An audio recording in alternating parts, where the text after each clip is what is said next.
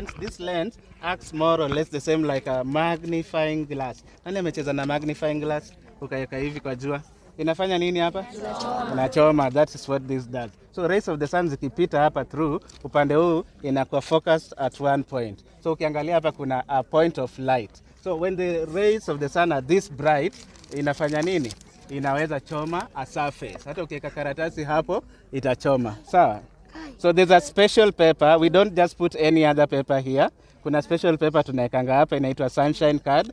Wenzangu wako nayo huko, sorry.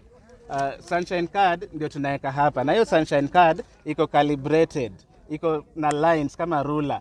Each line kwa hiyo sunshine card ina represent hours of the day. From 6 in the morning up to 6 in the evening.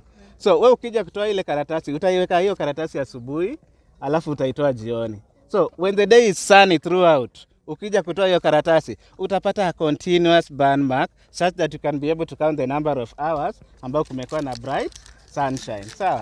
Yes. Tunaona inachoma? Okay.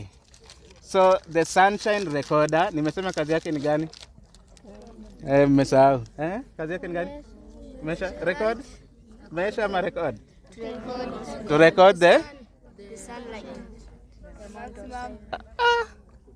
Record what?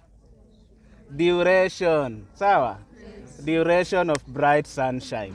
Sawa sawa? Aya, nimemaliza, si ndio? Yes. No. Huh? No. Oh, so you are attentive. Sawa, twende. The last instrument. The last one. Now this instrument here, it is a wind instrument. Sasa pale tulisema the wind vane, na hii hapa ni anemometer. Sawa?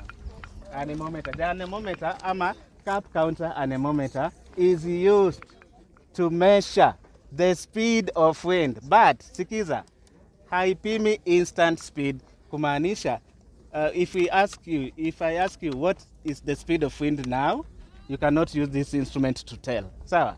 This one is only used to measure average speed of wind. The speed of wind for a particular period of time. So ukitaka kupima maybe 2 hours average ama upime 10 hours average, you just come here. Now as the wind passes through the caps spin, alafu kuna nini scale hapa. That scale records the distance in kilometers covered by the passing wind. Now we all know grade 7, speed equals to distance over time taken. Hiyo ndio formula tunatumia hapa, sawa? So tukitaka speed, wind speed for a particular period of time, tunasoma